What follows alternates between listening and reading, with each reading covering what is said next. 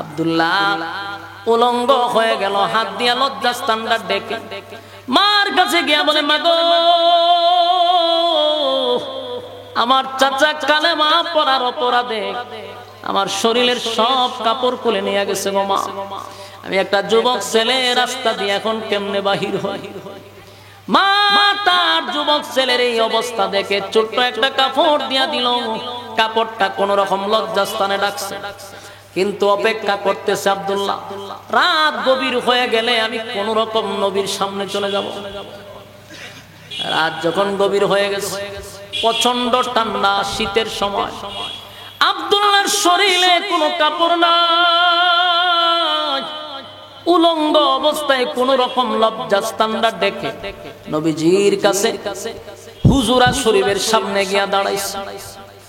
দাঁড়াইয়া চিন্তা করলো, আমি যদি এখন নবীরে ডাক দেই রে, নবীর ঘুম ভেঙে যাবে আর নবী কষ্ট পাবে, বিয়াদবি হবে। তাই নবীর হুজুরার সামনে দাঁড়ায় আছে, কিন্তু ডাক দেয় না। তর তর করে কাঁপতেছিল, প্রচন্ড ঠান্ডার মধ্যে শরীরে কোনো কাপড় নাই, নবীর হুজুরা শরীফের সামনে দাঁড়ায় আছে। আল্লাহর হাবিব গভীর রজনীতে ঘুম থেকে জাগ্রত হইয়া নবীজি মসজিদে নববীর মধ্যে ডুববে, তাকায়া দেখে নবীর দরজার সামনে একটা মানুষ অর্ধ উলঙ্গ হইয়া দাঁড়ায় আছে, শীতে তরতর করে কাঁপতেছিল। আল্লাহর নবী বললেন, কে তুমি? আমার হুজুরার সামনে দাঁড়ায় আছো, নাম কি তোমার? আব্দুল্লাহ চোখের পানি ছেড়ে দেব, চিনেন নাই বুঝি?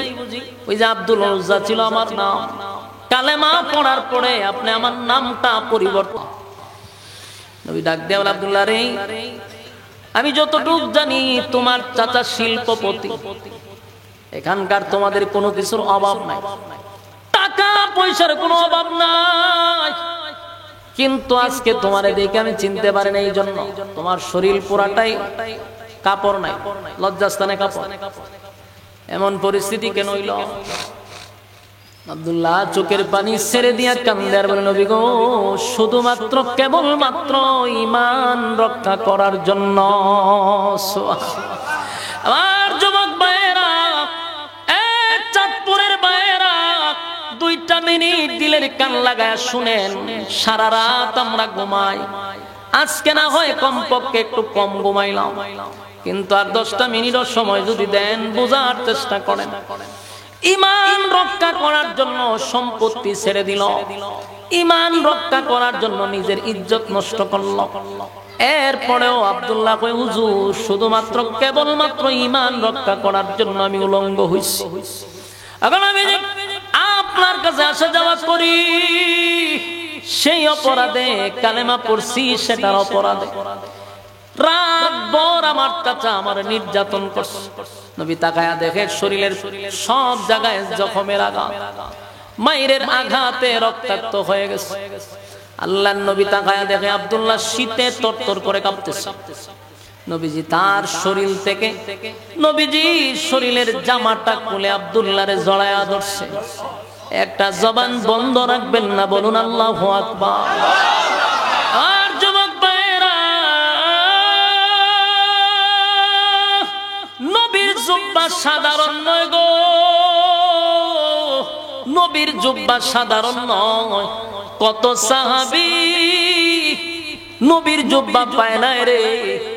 আব্দুল্লাহ নবীর জুব্বা পাইছে, নবী তার জুব্বা দিয়া জড়ায়া ধরছে, আর নবীর বুকের সঙ্গে আব্দুল্লাহরে জড়ায়া ধরছে। আয় আব্দুল্লাহ, আমার বুকে আয়।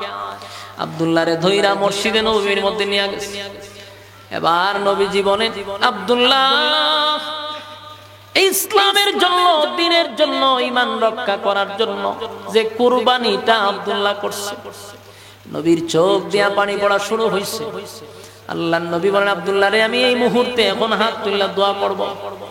এ আব্দুল্লাহ, আমি মালিকের কাছে দোয়া করব। বল আব্দুল্লাহ, তুই কি চাস? লা ইয়াবগুনা আনহা হিওয়ানা قل لو كان البحر مدادا لكلمات ربي لنفد البحر لنفد البحر قبل أن تنفد كلمات ربي ولو جئنا بمثله مددا قل إنما أنا بشر مثلكم يوحى إلي أنما إلهكم إله واحد فمن كان يرجو لقاء ربه فليعمل عملا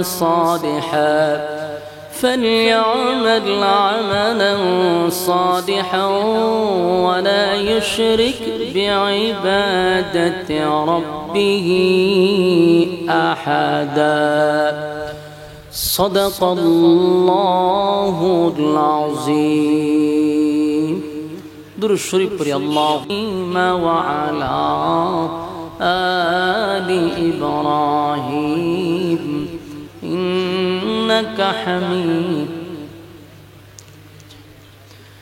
मेरा दिल तलब रहा है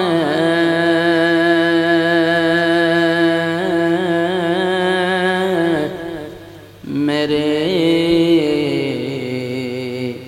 जलने रहा है सीना ए दवा ही मिलेंगी मुझे ले चलो मदीना إن الذين آمنوا وعملوا الصالحات كانت لهم جنات الفردوس نزلا যদি ঈমান আনো আমি আল্লাহ ওয়াদা দিচ্ছি ফেরদাউস দিব যে আল্লাহ তো ওয়াদা করছে আমাদের সাথে এখন আমাদের ওয়াদা রক্ষা করা এখন আসুন ঈমান আনবো তো ঈমান যে আনবো কিভাবে আনবো আল্লাহ আয়াতে বলছে আমিনু কামা আমানান নাস তোমরা ঈমান আনো তাদের মতো তারা কারা আমাদের এটা জানতে হবে আল্লাহ কোরআনে বলছে তোমরা ঈমান আনো তাদের মতো তারার মতো এটা দিয়ে কি বুঝাইছেন সাহাবায়ে কেরামদেরকে বুঝাইছেন কথা বুঝতেছেন বলুন তারা বইলা কারা বুঝাইছে সাহাবায়ে বুঝাইছে এদের মতো ঈমান আনো যারা দুনিয়াতে জান্নাতের সার্টিফিকেট পাইছে সুবহানাল্লাহ এজন্য আল্লাহ বলেন আমিনু কামা আমানান নাস তোমরা ঈমান আনো তাদের মতো তারা কারা তারা হলো সাহাবায়ে কেরাম যারা ঈমান আনছে ঈমানের জন্য যারা জীবন দিছে শাহাদাত বরণ করছে কিন্তু ঈমান বিক্রি করে নাই সুবহানাল্লাহ তাদের মতো ঈমান আনো আমার যুবক ভাইরা কথাগুলি একটু দিলের কান লাগায় যদি শুনি তাহলে আমরা কিছু একটা বাড়িতে নিয়ে যেতে পারবো গল্প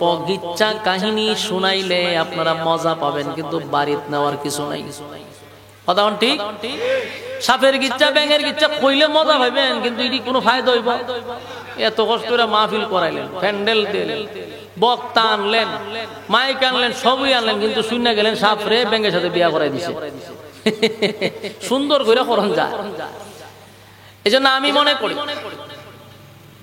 শ্রোতাদের একটা হক হইল বক্তার কাছে শ্রোতার হক আছে শ্রোতার সে আরামের ঘুম হারাম করে নরমাল বিছানায় বসছে বক্তা কোরআন থেকে কিছু কথা শোনাবে যেই কথা শুনলে পরে তার জীবনের অনেক ফায়দা হয় জীবন গোছাইতে পারে জীবন সুন্দর করতে পারে বক্তারও কিন্তু দায়িত্ব আছে শ্রোতা এত কষ্ট করে বসছে গল্প করে মানুষকে আনন্দ দেওয়ার জন্য নয় মানুষকে কৌশলে কৌশলে কিছু কথার ঈমানের মজবুতি বাড়ে কথা কোন ঠিক আমার যুবক ভাইরা আল্লাহ বলেন আমিনু কামা আমানান নাস তোমরা ঈমান আনো তাদের মতো তারা হলো সাহাবায়ে কেরাম যারা ঈমানের জন্য পরীক্ষা দিছে আর একটা কথা মনোযোগ দিয়া শুনেন, যদি আপনি নিজেকে ঈমানদার দাবি করেন, সত্যিকারের ঈমান যদি আপনার ভিতরে থাকে, অবশ্যই অবশ্যই আপনার উপরে পরীক্ষা আসবে।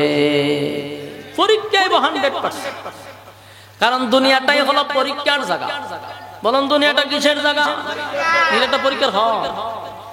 আল্লাহ কয় আমি দুনিয়া বানাইছি পরীক্ষার হল, পরীক্ষা দেওয়ার জন্য পাঠাইছি। পরীক্ষার সময় যেমন কম, দুনিয়ার সময়টাও খুব কম। পরকালের হিসাব অনুযায়ী দুনিয়ার 60-70 বছর, এটা মাত্র কয়েক ঘন্টা। ওই জগতের কয়েক ঘন্টা। তা আমরা যে দুনিয়া কলেজগণ, ভার্সিটিগণ, মাদ্রাসাগণ যে পরীক্ষা দেই, সময় ভাই কয় ঘন্টা? 3 ঘন্টা। আল্লাহ কয় আমি ওই আদলই পাঠাইছি তোরা, সময় মাত্র কয়েক ঘন্টা। এই কয়েক ঘন্টা পাঠাইছি শুধু বান্দা পরীক্ষা দেওয়ার জন্য। পরীক্ষায় যদি উত্তীর্ণ হতে পারো, ওয়াদা দিলাম আমি আল্লাহ তোরে জান্নাতের মেহমান বানাবো। কিন্তু পরীক্ষা আসবে, এতে কোনো সন্দেহ নাই। ঈমান দাবি করলে আমাদের উপরে ঈমানের পরীক্ষা হবে, ঈমানের পরীক্ষা হবে। পরীক্ষা কয়েক রকম হতে পারে, পরীক্ষার ধরন ভিন্ন হতে পারে।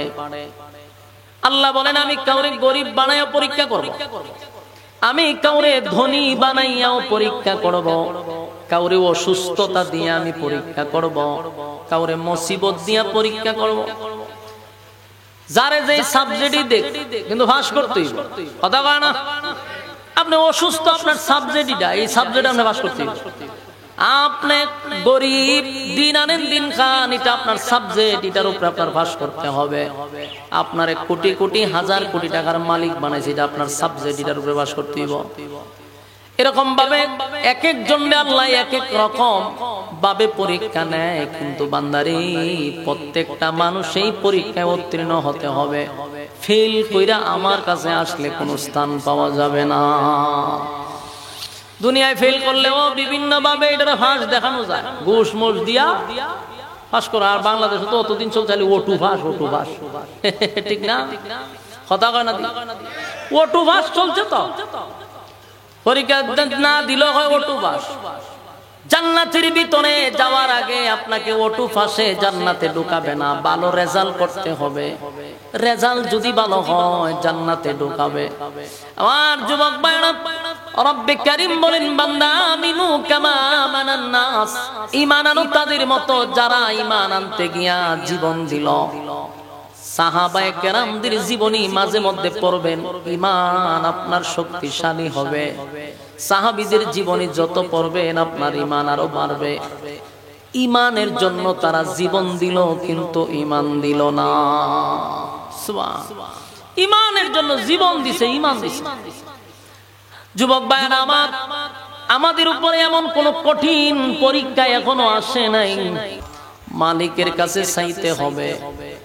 সাহাবায়ে কেরামরা পরীক্ষায় ফাঁস করে দুনিয়াতে জান্নাতের সার্টিফিকেট পেয়েছে না? ওটু পাস কইরা রেজাল্ট ভালো করছে।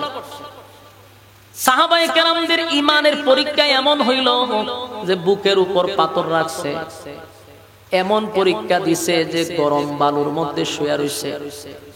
বাংলাদেশের গরম বালু নয়, এটা মরুভূমির গরম বালু। যেই বালুতে যদি কেউ পা জুতা ছাড়া হাঁটে, তুষা উঠে যায়, সাথে সাথে চামড়া গলে যাবে। এত ভয়ঙ্কর, এত গরম, যদি কেউ চাউল ডালে তো মুড়ি হয়ে যাবে। এত গরম বালুর মধ্যে সাহাবায়ে কেরামদেরকে শোয়া দিছে, লড়াচড়া যেন না করতে পারে, উপরের মধ্যে একটা পাথর দিয়ে রাখছে। বারবার বলছে ঈমান ছেড়ে দে, বলছে জীবন যাবে কিন্তু ঈমান দিব না। সুবহানাল্লাহ। কত সাহাবায়ে কেরামদেরকে জ্বলন্ত কয়লা রান্না করার পরে যে কয়লা থাকে, জ্বলন্ত কয়লার মধ্যে শোয়া দিছে, চামড়া গলে গেছে, চামড়া পুড়ে গেছে, কিন্তু ঈমান দেয় নাই, ঈমান দেয় নাই। কত সাহাবীদেরকে গরম তৈলের মধ্যে ফালায়া দিছে রে, বাজি হয়ে গেছে, কিন্তু ঈমান দেয় নাই, ঈমান দেয় নাই। ঈমানের জন্য তারা এত বড় পরীক্ষা দিছে, ঈমান দেয় নাই। কারণ দুনিয়ার এই ক্ষণস্থায়ী জিন্দেগিতে যদি একবার ঈমান হারা হতে পারি, তাহলে দুনিয়াও বরবাদ, পরকালও বরবাদ। এই জাররা পরিমাণ ঈমান লইয়া যদি কেউ কবরে যায় গো, জাররা পরিমাণ ঈমান লইয়াও যদি কেউ কবরে যায়, জাহান্নামের শাস্তি সে পাবে, জাহান্নামের শাস্তি ভোগ করবে। একটা সময় আমার আল্লাহ তারে জান্নাতে ঢুকাবে সরিষা পরিমাণ ঈমান থাকার কারণে।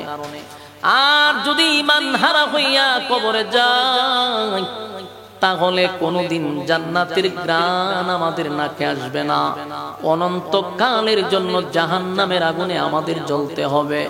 তাই সবচেয়ে বড় নিয়ামত হলো ঈমান। আর আজকে এই ঈমানটা আমরা 5 টাকার কাছে বিক্রি করে দেই।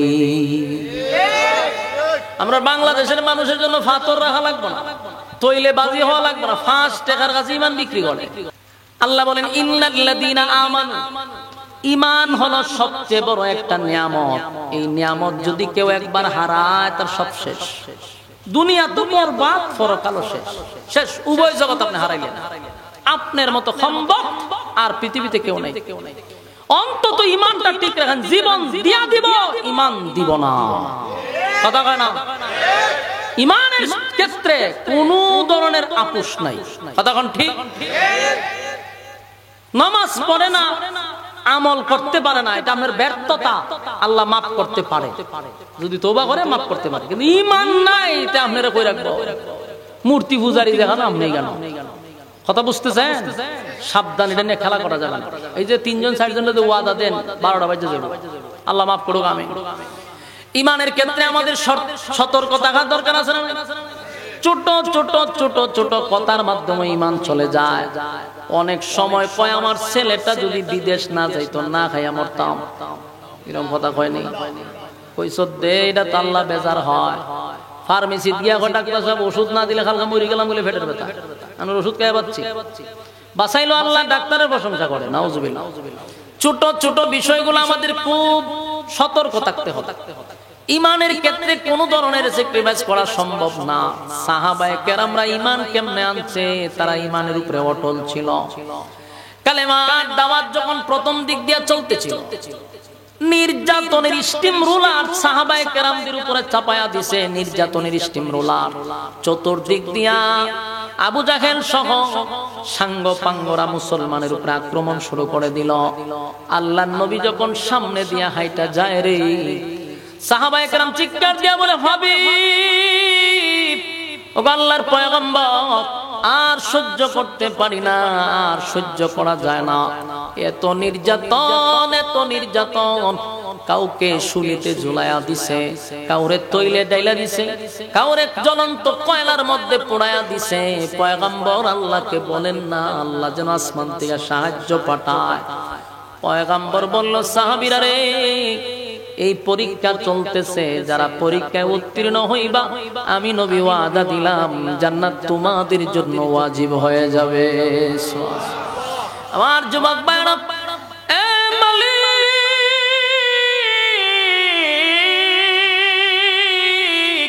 এক এক সাবজেক্ট এক এক রকম পরীক্ষা নেয় গো।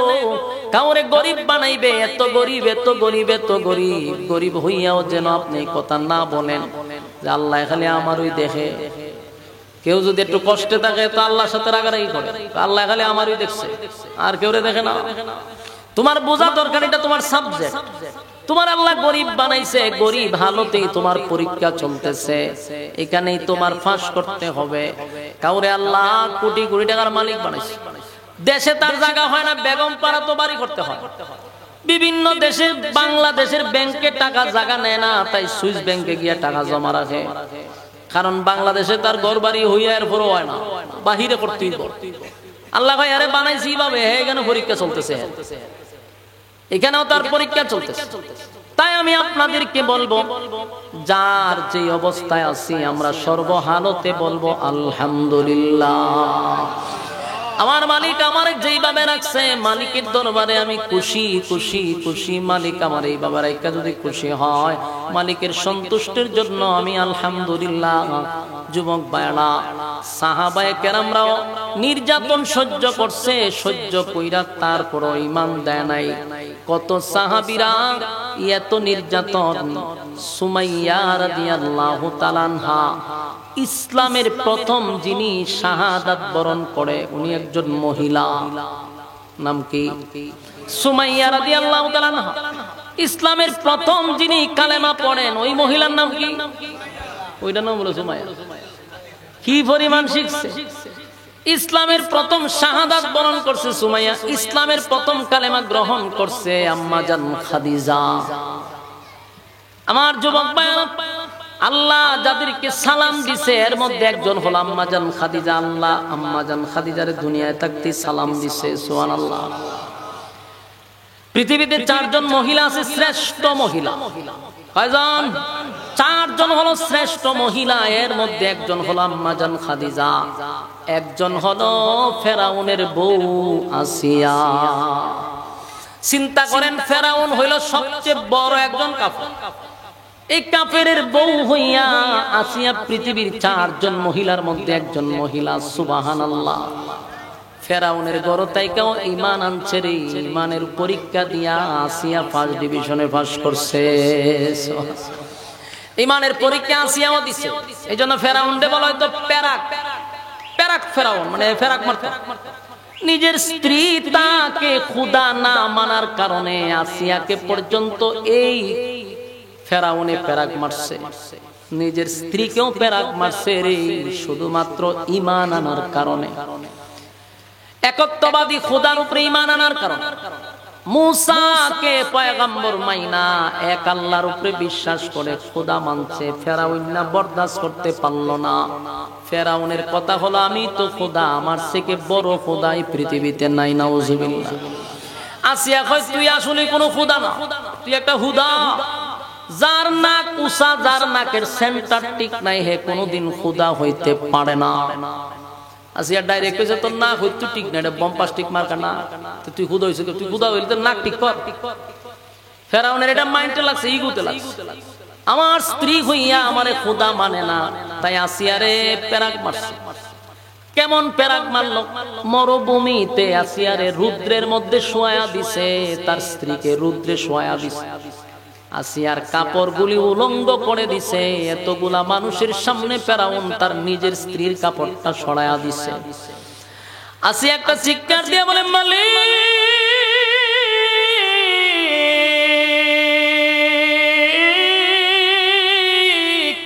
আপনার উপরে ঈমান আনছি। আজকে আমার স্বামী ফেরাউন ঈমান আনার অপরাধে আমার ইজ্জত নষ্ট করে দিল। এই এতগুলা মানুষের সামনে আমার ইজ্জত না নষ্ট করে দিল। আল্লাহ, আমি বরদাস্ত করতে পারি না, তাড়াতাড়ি আমারে দুনিয়ার থেকে নিয়ে যান। আমারে উলঙ্গ করে দিছে, আমি বরদাস্ত করতে পারতেছি না। ফেরাউন তার বন্ধু হামাইন্নারে দিয়া আসিয়ার শরীরে পেরাক মারছে। পেরাক বুঝুননি? কাঠের সাথে লোহা গাইরে দিছে, পেরাক মারছে। আঁটুতে পায়ে সব জায়গায় পেরাক দিয়ে আটকায়া রাখছে। একটা মহিলা মানুষ, এরপরও সেই ঈমান ছাড়ে নাই। ফেরাউন বারবার গিয়া হয়, একবার খালি আমারে খোদা মানাও। আসিয়া ফেরাউনের মুখে তুতু দিছে, জীবন চলে যাবে, তোর মতো বম্পাস্টিক মার্কার নাকের অধিকারীর আমি খোদা মানতে পারি না। আসিয়ার এইভাবে পেরাক মারতে মারতে আসিয়া শাহাদাত বরণ করছে, কিন্তু ঈমান দিছে। কথা কই না, ঈমান দেয় নাই রে, ঈমান দেয় নাই, ঈমান দেয় নাই। কারণ ঈমান যে মুসলমানের সবচেয়ে বড় নিয়ামত। আমার যুবক ভাইরা, সুমাইয়া রাদিয়াল্লাহু তাআলা আনহা ইনিও মহিলা। ইসলামের প্রথম মহিলাদের মধ্যে যিনি প্রথম নম্বরে শাহাদাত বরণ করছে উনি হলেন সুমাইয়া। এই সুমাইয়া পয়গম্বরের কাছে কালেমা পড়ছে। সুমাইয়ার ছেলে আম্মার রাদিয়াল্লাহু তাআলা আনহু উনিও কালেমা পড়ছে। মা সন্তান দুজন কালেমা পড়ার পরে সুমাইয়া গ্রামে গঞ্জে বিভিন্ন জায়গায় কালেমার দাওয়াত দেওয়া শুরু করছে। মহিলাদেরকে গোপনে গোপনে গোপনে গোপনে কালেমার দাওয়াত দেয়। আবু জাহিল্লার কান পর্যন্ত পৌঁছে গেছে। আবু জাহেল, সুমাইয়া তো নিজে কালেমা পড়ল, এখন সরলা মুসলমান বানাইতেছে। আমাদের বাপ দাদার ধর্মের মধ্যে সুমাইয়া কালেমা মারতেছে। সুমাইয়ারে যদি আপনি না আটকান তাহলে সব মহিলারা ঈমান আনবে। আবু জাহেলের মেজাজ গেছে গরম হইয়া। আবু জাহেল বলল, সুমাইয়া এবং সুমাইয়ার ছেলে যেখানেই থাকুক তারে তোমরা আমার কাছে নিয়ে আসো। আবু জাহেলের সাঙ্গ পাঙ্গ সবাই গিয়া সুমাইয়ারে গড় থেকে জোর পূর্বক দইরা আবু জাহেলের সামনে নিয়ে আসছে। আম্মার রাদিয়াল্লাহু তাআলা ওনাকে নিয়ে আসছে। দুজন কি রকম দুইটা গাছের সঙ্গে বাঁধছে, মুখামুখি কইরা, মা এবং সন্তানের চেহারা মুখামুখি কইরা ভালো করে বাইদা গাছের সঙ্গে। আবু জাহেল মাঝখানে বসছে, বৈশা বলল, সুমাইয়া, বাপ দাদার ধর্মের মধ্যে সুনকালি মারছো, আমরা সহ্য করছি, কিন্তু এখন নিজে গ্রামে গঞ্জে তুমি আবার কালেমার দাওয়াত দাও, এটা বরদাস্ত করব না। আজকে একটা ফাইনাল সিদ্ধান্ত নিতে হবে, ওই কালেমা ছাড়বা না হয় জীবন দিবা। আমার যুবক ভাইরা, এ আবু জাহেল সুমাইয়া তার সন্তানের মাঝখানে বৈশা বলতে লাগলো, সুমাইয়া রে, জীবন দিবি না কালেমা দিবি? সুমাইয়া বলল, এই জীবন একবার কেন 1000 বার যদি আল্লাহ জীবন দেয়, আমি কালেমার জন্য 1000 বার জীবন দিতে প্রস্তুত। মহিলার ঈমান কত শক্ত, এই সুমাইয়ার ঈমানের পাওয়ার কত। আবু জাহেলের সান্দি গরম হয়ে গেছে, কোনোভাবেই তারে কালেমা ছাড়া করতে পারতেছে না। আবু জাহেলের মেজাজ গেছে গরম হইয়া, আম্মার রে নির্যাতন শুরু করছে, মার সামনে সন্তান রে মারধর করতে লাগলো। চাবুকের আঘাতে আম্মারের শরীর থেকে রক্তক্ষরণ শুরু হইছে, এত ভাবে মারধর শুরু করছে। কিন্তু সুমাইয়া তার নিজের সন্তানকে নসিহত করতেছে, বাবারে, যে কোনো পরিস্থিতির শিকার হও না কেন, সাবধান, কালেমা ছাড়বা না। মা কেমন? আমার যুবক ভাইরা, আবু জাহেল একের পর এক নির্যাতন করতেছে, এত নির্যাতন, এত নির্যাতন, কিন্তু আম্মারও কালেমা ছাড়ে না। আবু জাহেল দেখলো কোনো কাজ হইতেছে, এবার আম্মারের কানে কানে গিয়া কয়, এ আম্মার, তোমার চোখের সামনে তোমার মাকে আমি উলঙ্গ করব। নাউজুবিল্লাহ, এখনো সময় আছে রে, কালেমা ছেড়ে দাও। আম্মারের মা সুমাইয়া রাদিয়াল্লাহু তাআলা আনহা চিৎকার দিয়া বলে, বাবারে, যে কোনো পরিস্থিতি হোক না কেন আমার উপরে, আমি মা হইয়া নসিহত করলাম, সাবধান, কালেমা ছাড়বি না। আবু জাহেলের মেজাজ আরো গরম হইছে। সুমাইয়ার শরীর থেকে কাপড় খোলা শুরু করছে, মার সামনে, যুবক ছেলের সামনে, যুবক একটা ছেলের সামনে মাকে উলঙ্গ করতে লাগলো। আম্মার রাদিয়াল্লাহু তাআলা একটা চিৎকার দিয়া বলে, মালিক, মাটিটা যদি 2টা ভাগ হয়ে যেত আর আমি মাটির নিচে ঢুকে যাইতাম, এই দৃশ্য আমার দেখতে হইতো না। আমার মাকে আমার সামনে এমন ভাবে অপমান করতেছে, আল্লাহ, আমি যে বরদাস্ত করতে পারতেছি না।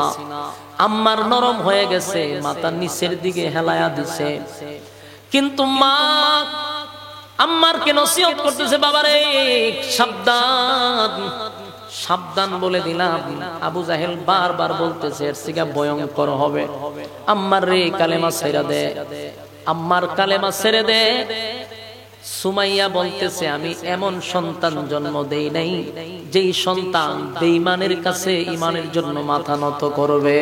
সুবহানাল্লাহ। একটা জবান বন্ধ রাখবেন, আল্লাহু আকবার। আরো জোরে কোন আল্লাহু আকবার। ঈমানের আওয়াজ দিয়ে বলেন আল্লাহু আকবার। এদের ঈমান, সাহাবায়ে কেরামদের ঈমান, এই জন্য আল্লাহ বলেন, আমিনু কামা আমানান নাস, ঈমান আনো তাদের মতো, তাদের মতো, তাদের মতো। তারা ঈমান আনছে, জীবন দিছে, ঈমান দেয় না, ঈমান দেয় নাই। তোমার আমার ঈমান এত দুর্বল। আমার যুবক ভাইরা, কথাগুলি মনোযোগ দেই, আল্লাহর রাস্তায় কথায় মনোযোগ দেই।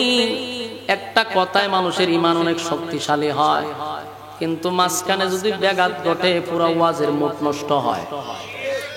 মানুষ শুনে আবেগ দিয়া, না আবেগ নষ্ট করে না। কথাগুলি মনোযোগ দিয়া শুনেন। ঈমান কত গুরুত্বপূর্ণ জিনিস, মেইন ফাউন্ডেশনটাই হলো ঈমান। আজকে অধিকাংশ মানুষ ঈমান হারা হচ্ছে। আমার মতে প্রতিদিন ঈমান নিয়ে কথা বলা এখন দরকার। নির্বাচন আইতেছে, ঈমান তো বিক্রি হচ্ছে। তাই ঈমান আপনার কাছ থেকে যেন চুরি না হয়, সতর্কতার জন্য উলামায়ে কেরাম আপনাদেরকে বয়ান করে ঈমান হারা কইরেন না। আমাদের দায়িত্ব হলো আপনারা যেন ঈমান হারা না হয়, ঈমান যেন কেউ চুরি না করতে পারে। ভাই, দুনিয়ার জিন্দেগি ক্ষণস্থায়ী, কিন্তু পরকালের জিন্দেগিটার শুরু আছে, এটার শেষ নাই। শুরু আছে কিন্তু শেষ নাই। ঈমানটা লইয়া যদি কবরে যাইতে পারি, অনন্তকাল সুখে শান্তিতে থাকবো। আর যদি ঈমান লইয়া কবরে না যায়, অনন্তকাল জাহান্নামের আগুনে জ্বলতে হবে। আমার যুবক ভাইরা, তাই ঈমানের ক্ষেত্রে আমাদের সচেতন থাকা দরকার। আল্লাহ বলেন আমিনু কামা আমানান নাস। আল্লাহ বলে বান্দা শুন, ঈমান আনতে হবে তাদের মতো। তারা ঈমানের জন্য ইজ্জত দিছে কিন্তু ঈমান দেয় নাই। বলুন, আমার মাকে যদি আমার সামনে এমন পরিস্থিতিতে আমি দেখি, আমি হুজুর কতক্ষণ টিকতে পারবো? আল্লাহ না করুক আমরাই টিকবো না। আমরা অনেক সময় যুক্তি দিব যে এখন কালেমা ছাইরা দিলাম, বাচ্চা গেল পরে গেল কালেমা ফিরালাম, সুন্দর যুক্তি আপনারা দিয়া দিব, ঠিক না? কিন্তু ঈমানের ক্ষেত্রে এটা চলে না। আপনি জায়গা ফল্টি মারবেন, এটা কি চলে? কয় এখন দাড়ি খামাইলিছি বিদেশ যাইবার লিগা, এখানে গিয়ে চাকরি রয়ে গেল, আবার দাড়ি রেখলাম। কথাখান আছে না এরকম? আমার চোখের সামনে এক বেচারা দাড়ি রাখছে, লম্বা দাড়ি, নামাজ পড়ে 5 ওয়াক্ত, সরকারি চাকরি পেয়েছে হঠাৎ করে, এখন দাড়ি শেভ করে লিছে। কয় নাইলে চাকরিটা হয়ে গেল, দাড়ি রেখলাম, আইজও রাখছে না। তাহলে এটা হইলো ফল্টি মারা।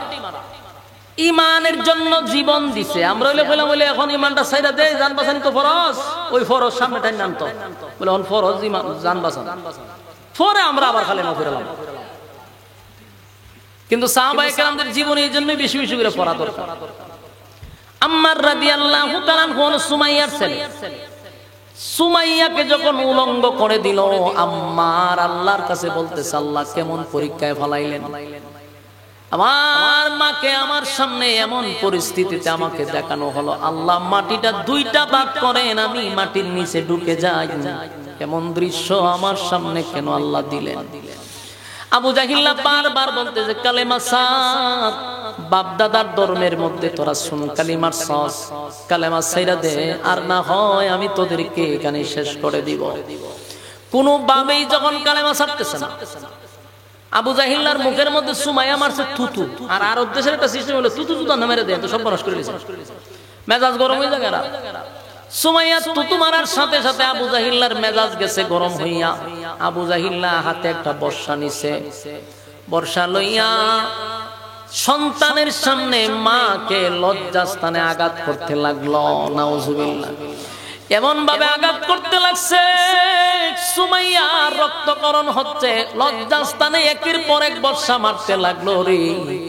সুমাইয়া শাহাদাত বরণ করার আগ মুহূর্তে দুনিয়া থেকে বিদায় হয়ে যাবে, এই মুহূর্তে সন্তানকে মা নসিহত করতেছে, ডাক দিয়া বলে, আম্মা কিছুক্ষণের ভিতরে হয়তোবা আমি শাহাদাতের পেয়ালা গ্রহণ করব, আমি দুনিয়ার থেকে বিদায় হয়ে যাব, কিন্তু সন্তান রে, মা হিসাবে নসিহত করে গেলাম, যদি তোর জীবন চলে যায় ঈমানটা ছাড়বি না।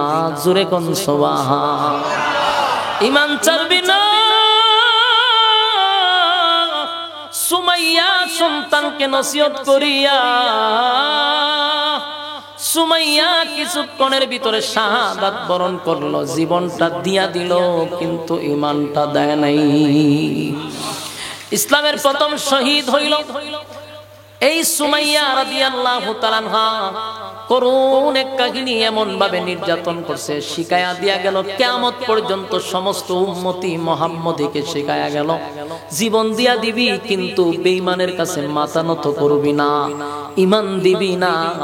আজকে আমরা সামান্য জিনিসের জন্য, একটা সিটের জন্য, একটা চেয়ারের জন্য, এক কাপ চায়ের জন্য ঈমান দিয়া দেই, ঈমান দিয়া দেয়, নেতা হওয়ার জন্য ঈমান দেয়। যুবক ভাইরা, আমরা কিন্তু এই ব্যাপারে সতর্ক থাকবো, রাজি আছি। আল্লাহ বলেন শর্ত হলো ঈমান, ইন্নাল্লাযীনা আমানু ওয়া আমিলুস সালিহাতি কানাত লাহুম জান্নাতুল ফিরদাউসি নুজুলা। আল্লাহ কয় ওয়াদা দিলাম, দুইটা শর্ত তোরা যদি মানুষ, আমি আল্লাহ ওয়াদা দিলাম জান্নাতুল ফিরদাউসের মেহমান বানাবো। এক নাম্বার শর্ত ঈমান, দুই নাম্বার শর্ত হলো ওয়া আমিলুস সালিহাত, তোরা নেক আমল করবি। ঈমানের পরে কি আমল? নেক আমল করতে হবে। এক নাম্বার ঈমান, দুই নাম্বার নেক আমল। তবে ঈমান যদি না থাকে নেক আমলের কোনো দাম নাই। ঈমান হলো অ্যাকাউন্ট, ঈমান হলো অ্যাকাউন্ট, যদি না থাকে আপনি রিচার্জ করবেন কোথায়? আমার যুবক ভাইরা, এই জন্য প্রথম নাম্বার হলো ঈমান আনতে হবে এক আল্লাহর উপরে। আমার ইয়াকিন আর বিশ্বাস, আমার তাকদীর ফয়সালা সব কোথার থেকে হয়? আসমান থেকে ফয়সালা। আমার মালিক, মালিক ছাড়া আর কেউ নাই, ওনার কোনো শরীক নাই, ওনার কোনো সাথী নাই, ওনার কোনো সঙ্গী নাই। আমাদের নামাজ, আমাদের রোজা, আমাদের হজ, আমাদের যাকাত, যা কিছু করি লিল্লাহি রাব্বিল আলামিন। আমরা সব কিছু করি কার জন্য? আমরা গোলামি করব কার? এই একমাত্র ইবাদতের মালিককে। আল্লাহ বলেন কুল হুয়াল্লাহু আহাদ। নবী আপনি বলে দেন আমি আল্লাহ এক, অদ্বিতীয়, আমার কোনো সাথী নাই, আমার কোনো সঙ্গী নাই। আল্লাহর সাথীও নাই, সঙ্গীও নাই। উনি এক, অদ্বিতীয়, উনি কারো কাছ থেকে জন্ম নেয় নাই, কাউরে জন্ম দেয় নাই। আমরা সেই আল্লাহকে বিশ্বাস করি। সেজদা দিব একমাত্র মালিকের পায়ের নিচে। আল্লাহর পায়ের মধ্যে কুদরতি পায়ে সেজদা দিব। আল্লাহ ছাড়া আর কোথাও সেজদা দেওয়া যাবে না। কথা কয় না? এখন মানুষ আ জায়গায় বে জায়গায়ও সেজদা দেয়। সাবধান, একমাত্র মালিকের কুদরতি পায়ে সেজদা দিব। এই মাতা আল্লাহ ছাড়া কোথাও ঠেকাইব না, রাজি আছি। আল্লাহ বলেন ইন্না সলাতি ওয়া নুসুকি ওয়া মাহইয়ায়া ওয়া মামাতি লিল্লাহি রাব্বিল আলামিন। বান্দা তোর নামাজ, তোর রোজা, তোর হজ, তোর যাকাত যা কিছু করবি লিল্লাহি রাব্বিল আলামিন, শুধুমাত্র কেবলমাত্র আল্লাহর জন্য। আমার যুবক ভাইরা, আল্লাহ বলে ঈমান আর আমল লইয়া যদি কবরে আস তাহলে শান্তির কোনো শেষ নাই। আর যদি ঈমান আমল না লইয়া কবরে আসস তাহলে জাহান্নাম তোদেরকে ধরার জন্য উৎপাইত্যা বসে রইছে। আল্লাহ বলে ইন্না জাহান্নামা কানাত মিরসাদা, নিশ্চয় জাহান্নাম তোমাদেরকে ধরার জন্য উৎ পেতে বসা। লিত্তাগিনা মাআবা, সীমা লঙ্ঘনকারী যারা তাদেরকে গ্রেফতার করা হবে। সীমা লঙ্ঘন করছি আমরা, অলরেডি করতেছি। সীমা লঙ্ঘন কারা করে? আল্লাহ আমাদেরকে দুনিয়ায় পাঠাইছে শুধুমাত্র কেবলমাত্র মালিকের গোলামির জন্য। বলুন কিসের জন্য?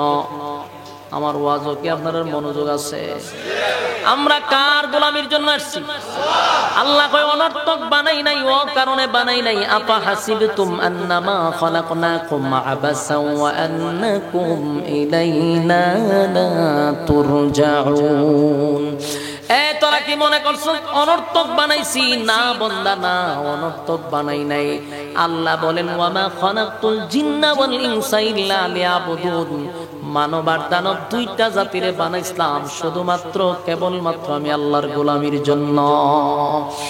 আল্লাহ বলে বান্দা শুন, তোরে আমার গোলামির জন্য বানাইছি। বান্দা তুই যদি আমার গোলামি করস, আমার গোলামি করস, আমার গোলামি করস, ওয়াদা দিলাম সমগ্র পৃথিবী বান্দা তোর গোলামি করতে বাধ্য। আল্লাহ কয় তোরে বানাইছি আমার গোলামির জন্য। সূর্য বানাইছি, চন্দ্র, সূর্য, চন্দ্র, গ্রহ, নক্ষত্র, পাহাড়, পর্বত, সাগর, নদী, নালা, খাল, বিল, কীট পতঙ্গ, যা দেখি যা দেখি না সব কিন্তু আমাদের গোলামি করে, আমাদের গোলামি করে। সূর্য আলো দেয়, আমাদের গোলামি করে। চন্দ্র আমাদের গোলামি করে। যা কিছু দেখি সব আমাদের গোলামি করে। কিন্তু আল্লাহ কয় তোরে বানাইছি আমার গোলামির জন্য। বান্দা ক্ষণস্থায়ী দুনিয়া, এটা চিরস্থায়ী নয় রে, চিরস্থায়ী নয়। এই জায়গায় কেউ থাকতে পারে নাই। আমি আপনি থাকতে পারবো? এখানে কেউ থাকতে পারছে? আমার আগেও গেছে, আমার পরেও যাইতেছে। বাস্তব না বাস্তব? এই পৃথিবীর আসার সিরিয়াল আছে কিন্তু যাওয়ার কোনো সিরিয়াল নাই। দাদা চলে যায় নাতির আগে, নাতি চলে যায় দাদার আগে, বাবা চলে যায় সন্তানের আগে, সন্তান চলে যায় বাবার আগে। কোনো সিরিয়াল নাই, কোনো সিরিয়াল নাই, তাকার জায়গা না, এটা আমরা সবাই জানি। আমার আগে এই বাড়িতে বাস করেছে অনেক জন, আমার আগে এই বাড়িতে বাস করেছে অনেক জন, তারাও গেছে আমিও যাব, রইব না আর বেশিক্ষণ। ঠিক নেই? আমার আগেও গেছে, আমার পরেও যাবে, থাকার জায়গা নয় রে। কেউ থাকতে পারে নাই, কেউ থাকতে পারে নাই। কত বাহাদুর, কত পাওয়ারফুল ব্যক্তি আপনাদেরই চাঁদপুরের গুরুস্থানে আছে না নাই? যাদের দাপটে এলাকার মানুষ তরতর করে কাঁপতেছে। আজকে গিয়া দেখেন গরু আর ছাগল তার কবরের উপর দিয়া হাঁটে, ক্ষমতা নাই। তার কবরের সামনে কেউ যায় না। একদিন তার কবরের সামনে গিয়া কেউ সূরা ফাতিহাও পড়ে না, কিন্তু তার দাফড়ে এলাকায় চলা যায় নাই, তার হুঙ্কারে কেউ কথা বলার সাহস পায় নাই। আজকে দেখেন কেউ তারে জিগায় না, কারণ সে এখন লাশ, কবরে পচে গেছে, গলে গেছে, কোনো ক্ষমতা নাই। তাই ক্ষমতা বেশি দিন নয়, এটা বেশি দিন টিকে না। এই যে 16 বছর আমরা ওয়াজ করতাম আর বলতাম এক মাঘে শীত যায় না, বারবার বলতাম যে ক্ষমতা বেশি দিন থাকে না, আল্লাহ জুলুম পছন্দ করে না, জুলুম পছন্দ করে না। বারবার বলার পরেও বহু আলেমরা কিন্তু জেলখানায় ঢুকছে, বহু আলেমদেরকে আয়না করে বন্দি রাখছে, বহু আলেমদের হাতের মধ্যে বেরি লাগাইছে, পায়ে বেরি লাগাইছে। সুর বদমাশগুলির হাতে হাত করা লাগায় না, একটা আলেমের হাতেও লাগায়, পায়েও লাগায়। মিডিয়ার সামনে দেখায় আমরা উগ্র, আমরা মৌলবাদী, আমাদেরকে বিশ্বের কাছে এত ছোট করছে। এখন আলেম দেখলেই মানুষ ভয় পায়। এই স্বৈরাচার বেশিরভাগ নির্যাতন করছে আলেমদের উপরে। আমার যুবক ভাইরা, মালিক সব বরদাস্ত করে গো, কিন্তু জুলুম আল্লাহ পছন্দ করে না, জুলুম পছন্দ করে না। শেখ হাসিনার পতনের একটা নাম্বার কারণ হলো আলেমদের অভিশাপ, আলেমদের অভিশাপ। বহু আলেম জেলখানায় পড়ে চোখের পানি দিয়া নিচের টাইল সব ভিজাইছে, চোখের পানি পড়তে পড়তে চোখের চিপা দিয়া গা হয়ে গেছে। এমন কান্না কাঁদছে, আল্লাহ তাআলা আলেমদের চোখের পানি কবুল করার কারণে দেশের মাটিতে তার জায়গা হয় নাই। এমনকি রাস্তা দিয়াও হাঁটতে পারলো না, উপর দিয়া উইরা যাইতে বাধ্য হইছে। আগামীতে যারা ক্ষমতায় আসবে, এখান থেকে যদি শিক্ষা গ্রহণ না করো রে, তাহলে যেই অবস্থা তার হইছে সেই অবস্থা তোমার হবে। এখান থেকে শিক্ষা গ্রহণ করো। মানুষের উপর জুলুম করতেছো, সাবধান, জুলুম আল্লাহ বরদাস্ত করে না। ফেরাউনে জুলুম করে টিকতে পারে নাই, নমরুদ জুলুম করে টিকতে পারে নাই, হামান জুলুম করে টিকতে পারে নাই, সাজ্জাদ জুলুম করে টিকতে পারে নাই। যত ধরনের বড় বড় আবু জাহেল কেউ জুলুম করে টিকতে পারলো না। আল্লাহ বলেন জুলুমকারীদের শাস্তি দুনিয়াতে আমি দেখাই, একটা হলো চরম পর্যায়ের বেইজ্জতি। এরা ইজ্জতের সাথে গেছে না বেইজ্জতির সাথে? আল্লাহ কয় প্রথম শাস্তিটাই হলো দুনিয়ায় চরম পর্যায়ের বেইজ্জতি। দুনিয়ায় তো আমি বেইজ্জতি করব, জাহান্নামের আগুন দিয়া তো জ্বালাবে। তাই নেক্সটে যারা আসবেন আমি হাত জোর করে বলি, কান থেকে শিক্ষা গ্রহণ করুন।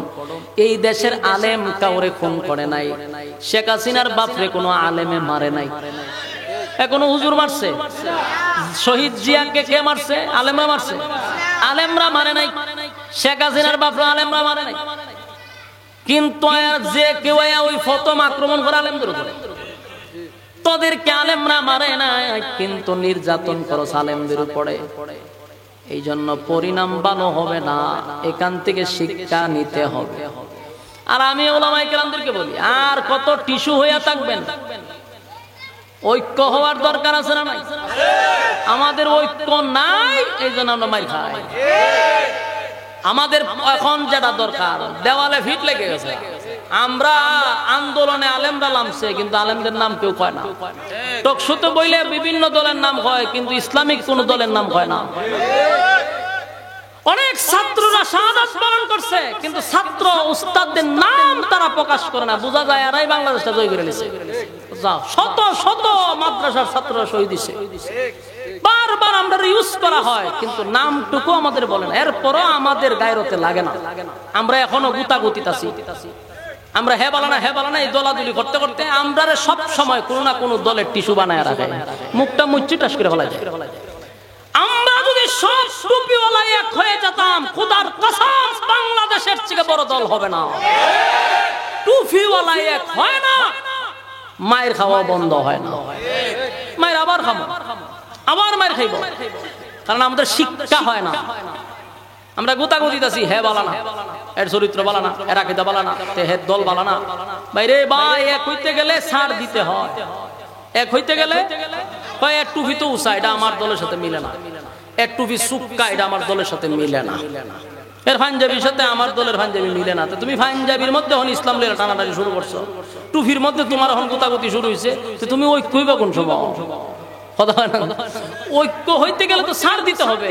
হে বেড়া লাগাইতে 5 হাত লম্বা টুপি লাগাইতে দেন না, লাগা আরো 2 হাত বাড়ায় লাগা, আমার অসুবিধা। টুপি দিয়ে তো আমি কিছু করতে পারবো না। লাগাইছে লাগা। একজনে গলা খাড়া পাঞ্জাবি লাগাইছে, করতে এর সাথে আমার মিলছে না। গলা খাড়া নাই, হ্যাঁ পুরা পাঞ্জাবি খাইতে লাগা। আমার তো পাঞ্জাবি দিকে তার সাথে আমার এক হইল হইতো না। আমার মূলে আসতে হবে কালেমার সাথে এক আছে কিনা, কোরআন এবং সুন্নাহর সাথে এক আছে কিনা, আল্লাহ এবং রাসূলের ক্ষেত্রে এক আছে কিনা। যদি এটা থাকে তাই আমার ভাই, আমি হাতে হাত মিলাই আগামীতে আমরা ঐক্য করব ইনশাআল্লাহ। গুতাগুতির শেষ নাই। তুই ইসলাম কায়েম হবে কোন সময়? আমরা এই দেশটাকে একটা ইসলামিক রাষ্ট্র চাই, ঠিক কিনা বলেন? রাজি আছেন না আপনারা? এই জুলুম পছন্দ করে না, তাই এখান থেকে আমাদের শিকার আছে না নাই? আমার যুবক ভাইরা, এই পৃথিবীতে যারা জুলুম করছে কেউ কি টিকে আছে? গ্রাম থেকে শহর, দেশ থেকে বিদেশ, কেউ টিকতে পারছে? পৃথিবী ইতিহাস এটাই বোঝায় যে জুলুমকারী টিকতে পারে না। আমার যুবক ভাইরা, তাই আমি হাতে পায়ে ধরে বলবো, আগামীতে যারা আসবেন এখান থেকে শিক্ষা গ্রহণ করেন, আপনাদের জন্য সুবিধা হইব। ওদাবা না যুবক ভাইরা, আল্লাহ বলে বাংলারে পাঠাইছিলাম তোদেরকে আমি একমাত্র শুধুমাত্র কেবলমাত্র আমার গোলামির জন্য, রংবাজি করার জন্য পাঠাই নাই, চাঁদাবাজি টেন্ডারবাজি করার জন্য দুনিয়ায় পাঠাই নাই। পাঠাইছি শুধুমাত্র গোলামির জন্য। কথা কই না? বিরক্ত লাগতো আপনারা? সেটা দিতাম। আর 10টা মিনিট মনোযোগ দিয়ে শুনে। 1 নাম্বার হলো ঈমান। ইয়াদ আছে? আরো জুড়ে ঈমান। ঈমান যখন আমরা আনবো আর নিজের যখন ঈমানদার দাবি করব, কসম খোদার আমাদের উপরে পরীক্ষা আসবে। কথা হয় না? হ্যাঁ কথা হয় না? কি আসবে? পরীক্ষা আসবে, পরীক্ষা আসবে, পরীক্ষা আসবে। জুলুম হতে পারে আপনার উপরে, মুসিবত আসতে পারে, কিন্তু সব বিপদের সময়ও ঈমান রক্ষা করতে হবে। আল্লাহর নবীর কাছে একজন লোক আসছে, নাম ছিল আব্দুল উজ্জা। বলুন কিতা নাম? হলো আব্দুল উজ্জা। এই লোকটা এসে বলল, হুজুর আমারে কালেমা পড়ায় ঈমান আনায়া দেন। নবীজির হাতে লোকটা কালেমা পড়ছে, পরে ঈমান আনছে। এবার বাড়িতে গেছে, কিছুদিন লুকায়া থাকছে, তখন প্রকাশ্যে কালেমার দাওয়াত দেওয়া যায় না। যুবক ভাইরা, একটু সময় দিলের কানটা লাগায় শুনেন, ঈমান কারে কয়? আব্দুল উজ্জা ছিল রে নাম। আমার নবী তার নামটা পরিবর্তন কইরা রাখতে দিছে আব্দুল্লাহ। কি রাখছে? আব্দুল উজ্জা নাম পরিবর্তন করে দিল আব্দুল্লাহ লাগাইয়া। আব্দুল্লাহ গরিব ছিল না, ধনাঢ্য বাবার ছেলে ছিল।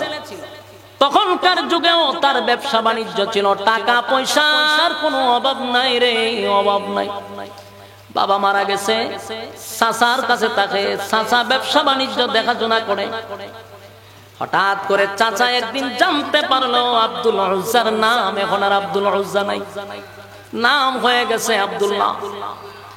চাচার মেজাজ গরম হয়ে গেছে, ডাক দেয়া কয়, উজ্জা রে তুই কি কালেমা পড়ছস? বলো হ, শান্ত সরালিস, আমি কালেমা পড়ছি। আব্দুল্লাহ আব্দুল্লাহর পুত্র মুহাম্মদের কাছে কি কালেমা পড়ছস? বলে হ্যাঁ, কালেমা পড়ে ঈমান আনছি। আমার নাম এখন আর আব্দুল উজ্জা না, আমার নাম আব্দুল্লাহ। চাচা তারে বুঝাইলো যে বাপ দাদার ধর্মের মধ্যে শুন কালেমা ইসলাম, তোর অটাল সম্পত্তি আছে, টাকা পয়সার কোনো অভাব নাই, বাতিজা আমার কালেমা ছেড়ে দে। বাতিজা শুনে না, শুরু করলো নির্যাতন। এত নির্যাতন করছে চাচা, তারে নির্যাতন করতে করতে রক্তাক্ত করে দিছে, আঘাতের পর আঘাত। একটা পর্যায়ে দেখলো বাতিজা কালেমা ছাড়ে না। এবার চাচা তার স্পষ্ট বক্তব্য দিল, কালেমা যদি না ছাড়ো সেই সম্পত্তি সব আমার নামে নিব, তোর এক সুতাও দিব না। আব্দুল্লাহ কয় চাচা আমার কোনো আকর্ষণ নেই, সব নিয়ে যান, তারপর আমি কালেমা ছাড়ব না। আবার নির্যাতন শুরু করলো। একটা পর্যায়ে বললো আমার বাড়ির থেকে তুই বাহির হয়ে যাবি, বলে যামুগা। ডাক দিয়ে আনছে, কয় যাবি তো ভালো কথা, কিন্তু তোর শরীরে যে কাপড় এটা আমার দেওয়া, সব কাপড় কোন? যুবক সন্তানকে উলঙ্গ করে দিল। উদ্দেশ্য হলো উলঙ্গ যদু করে দেই গো, বাতিজা লজ্জায় শরমে আর কোথাও যাবে না। এবার আব্দুল্লাহ চোখের পানিগুলো ছেড়ে দিয়া চাচাকে বলল, চাচা সব কাপড় খুলে দিলাম, কিন্তু লজ্জাস্থানটা ঢাকার মতো একটা কাপড় দেন। চাচা কয় না, একটা সুতা পরিমাণ লইয়া বাহির হতে পারবি না, তুই যা চাইবি আল্লাহ তোরে তা দিবে। সুবহানাল্লাহ। এই যুবক ভাইরা, আমার নবী যদি দোয়া করত কোনদিন কি আল্লাহ ফিরাইয়া দিছে? নবী যদি তখন কইতো আল্লাহ উহুদ পাহাড়টার আপনি হীরা বানায়া দেন, স্বর্ণ বানায়া দেন, আল্লাহ দিয়া দিত। আল্লাহর নবী বলেন, রে আব্দুল্লাহ শুধু একটু বল তুই কি চাস, আজকে যা চাইবি আমার মালিক তোরে সব দিয়া দিব। আমরা যদি কইতো, আমরা কি কইতাম? আমরা কইতাম আমেরিকার প্রেসিডেন্ট বানায় দিলাম, কথা ঠিক না? যদি কমও কইতো কইতো আমরা রে বাংলাদেশের প্রেসিডেন্ট বানায় দেন, কথা কই না? দি আরো কম কইলেও কইতো যে অন্তত পক্ষে গুলশানে কয়েকটা বাড়ি দরকার, কথা কই না? কিন্তু আব্দুল্লাহ কি উত্তর দিছে জানেন? আব্দুল্লাহ জানে নবী যা বলবে আল্লাহ তা দিবে। সুবহানাল্লাহ। এই যুবক ভাইরা, ঈমান কারে কয়? ঈমান কারে কয়? আব্দুল্লাহ বলেন, নবী গো তাহলে আপনি যা চাইবেন আমার আল্লাহ আপনাকে আজকে তাই দিবে। বলে হ্যাঁ, তাহলে আপনি আল্লাহর কাছে বলেন আমার মালিক যেন আমি আব্দুল্লাহর শাহাদাতের মৃত্যু দান করে। সুবহানাল্লাহ। এই একটা জবান বন্ধ রাখবেন না, জোরে কোন আল্লাহু আকবার। আমার যুবক ভাইরা, আব্দুল্লাহ শাহাদাতের মৃত্যু চাইলো রে, শাহাদাতের মৃত্যু চাইলো। নবীর সাথে সাথে দোয়া বন্ধ করে দিছে। এ আব্দুল্লাহ আমি তো এই কথা তোরে বলি নাই, এমন জিনিস চাইলি আমি দোয়া করি আল্লাহ আমার আব্দুল্লাহ রে তুমি শাহাদাতের মৃত্যু দিও না। আমার আব্দুল্লাহ রে তুমি যুদ্ধের ময়দানে যাওয়ার পরে তারে শাহাদাতের মর্যাদা লাগবে না, এমনি আব্দুল্লাহ শাহাদাতের মর্যাদা পাবে, যেমন আব্দুল্লাহ জ্বরে আক্রান্ত হয়ে লাস্টে মারা গেছে। কিন্তু আল্লাহর নবী বলেন জ্বরে মারা গেছে আমার আব্দুল্লাহরে আল্লাহ শাহাদাতের মর্যাদা দিছে। আমার যুবক ভাইরা, তারা ঈমানের জন্য জীবন দিতে প্রস্তুত, কিন্তু ঈমান দিছে না। আল্লাহ বলেন আমি দুইটা শর্তের কথাই বলছি, ইন্নাল্লাযীনা আমানু ওয়া আমিলুস সালিহাত, একটা ঈমান আর একটা হলো নেক আমল। এই যে আপনারা মাহফিলে আসছেন এটাও নেক আমল রে। প্রতিটা আয়াতে প্রতিটা অক্ষরে অক্ষরে 10টা করে নেকি আপনি আমার আমলনামায় আল্লাহ ঢুকায়া দিয়েছেন।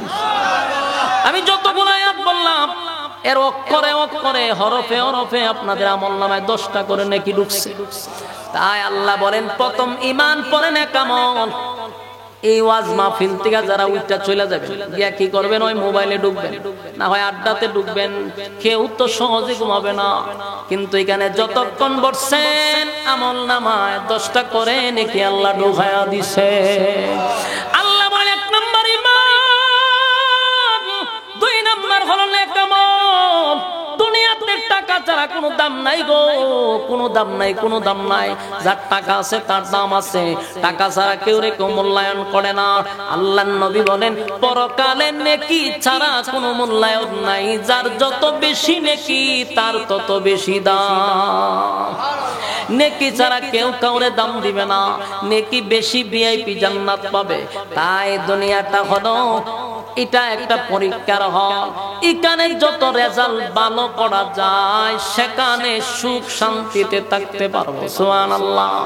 আল্লাহ বলেন ইন্নাল্লাযীনা আমানু ওয়া আমিলুস সালিহাতি কানাত লাহুম জান্নাতুল ফিরদাউসি নুজুলা খালিদিনা ফিহা লা ইয়াবগুনা আনহা হিওয়ালা।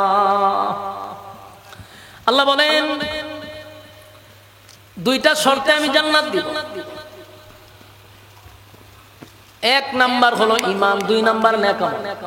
এরপর আয়াতে বলেন খালিদিনা ফিহা লা ইয়াবগুনা আনহা হিওয়ালা। আল্লাহ বলেন জান্নাতের ভিতরে ঢোকার পরে কোনো বান্দা বান্দি আর কোনোদিন কিছু চাইবে না, এটার থেকে বাহির হতে চাইবে না। সুবহানাল্লাহ। তার কোনো আফসোস আর থাকবে না। দুনিয়া কিন্তু আফসোসের জায়গা, ঠিক নেই? যত কিছুর মালিক হোক আফসোস বান্দার শেষ হবে না, কিন্তু জান্নাতে ঢোকার পরে আর কোনোদিন বান্দার আফসোস থাকবে না। তবে এক নাম্বার কি কথা হয় না, এক নাম্বার ঈমান, দুই নাম্বার হলো নেক আমল। নেক আমল, নেক আমল, নেক আমল করার দরকার আছে না নাই? আমরা নামাজ পড়ি, রোজা রাখি, হজ করি, যাকাত করি, এইগুলার মাধ্যমে শুধু নেক আমল সীমাবদ্ধ না। আমরা নেক আমলের অনেক স্তর আছে রে। এই যে মাহফিলে বসছেন এটাও নেক আমল, রাস্তা দিয়া যাচ্ছেন জিকিরের সাথে বাড়িতে যাচ্ছেন, এটা নেক আমল। অনর্থক গল্প গুজারি না করা এটাও নেক আমল। নেক আমলের শেষ নাই, কিন্তু যার বেশি নেকি হবে তে তত সম্মানী হবে। কারা কারা এই কথায় একমত আছেন হাত তুলে দেখা। লিল্লাহি